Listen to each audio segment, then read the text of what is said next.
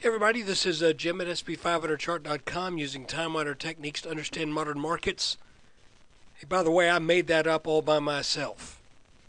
And we feature daily technical analysis videos of the S&P 500 index. Before we get started, just want to remind you that the website and the video are for educational purposes only.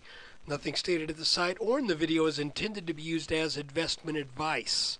I can draw lines on charts, but you have to draw your own conclusions from your own research and make investment decisions that are suitable for your personal financial situation. I'm not a licensed financial professional, just a guy that draws lines on charts. Let's take a look. Okay, looking at a 1 hour chart, I just want to remind us of this ascending channel between these darker green lines here and here. It looks like today we wanted to get a bounce, but we didn't quite come down to that line. So the question is, what's going on? And I think this may be a throwback rally that's going to take us back to test this little bottom line right here. What's interesting to note is that you would expect maybe something along the order, even though this really was not a gap, the market moved up so quickly there in the middle of the day on the 13th. One might reasonably have expected some support at this level. But when the market started selling off, it just plowed right through that. Now we're getting a rally without the benefit of having really tagged that bottom line. Now, I'd mentioned a while over the past few days when we made the change to make this call it 1, 2, 3, 4, 5, 6, 7, 8, 9-day pattern, this symmetrical triangle. I started talking about, well, when it breaks down, we have an expected minimum move, and we haven't quite made that move either. And that's a conservative minimum. I am not measuring this where a lot of people would say, no, you measure it here, because I would rather err on the side of being a little conservative than being too aggressive. But you can see if we measure that first reactive move, which kind of is the textbook technical analysis method, and we add that onto here, you can see we end up with a low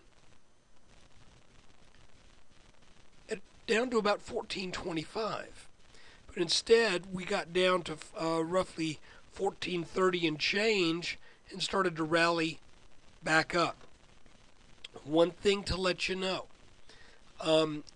it is pretty common for rallies after breakdowns of triangles to come back to the apex or to the level of the apex.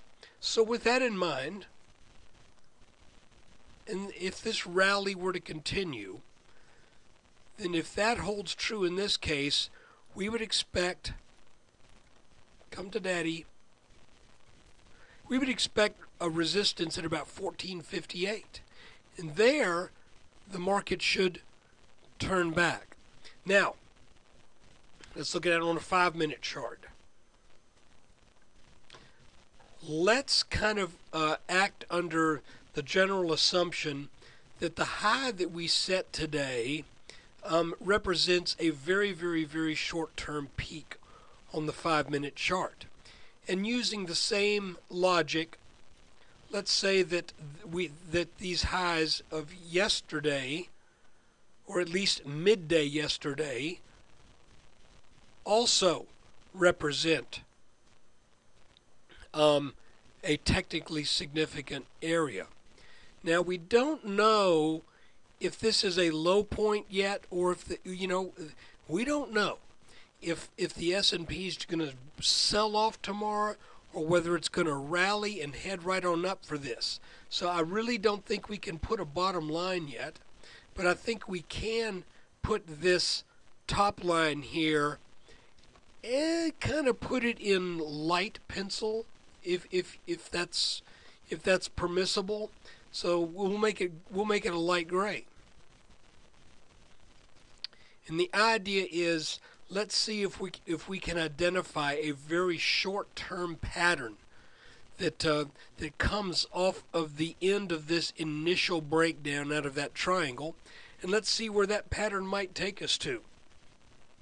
But if we rally up at such a point to where we hit 1458, at the same time we have this line, at the same time we have the apex, then one I think should expect reasonably for the markets to turn back down at that point. So guys, that's pretty much it for the day.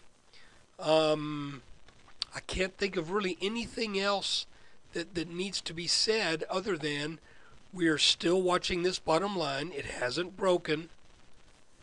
And I would say until, let me move this to get it right, until this line breaks, I'm inclined to just hang with it and let's see what the market does.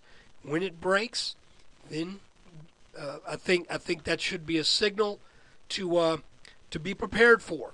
So guys, I appreciate you taking time out of your day to watch this. Thank you for your support. Thank you for your subscriptions. And if you're not a subscriber, hey, it's cheap. It's less than a cheap cup of coffee per day. Less than $1 a day. And I'm not talking about every day. I'm not talking about Sundays and Saturdays. I'm talking about weekdays. Less than $1 a day. $19.95 a month. So look, think about it. Thanks. Take care.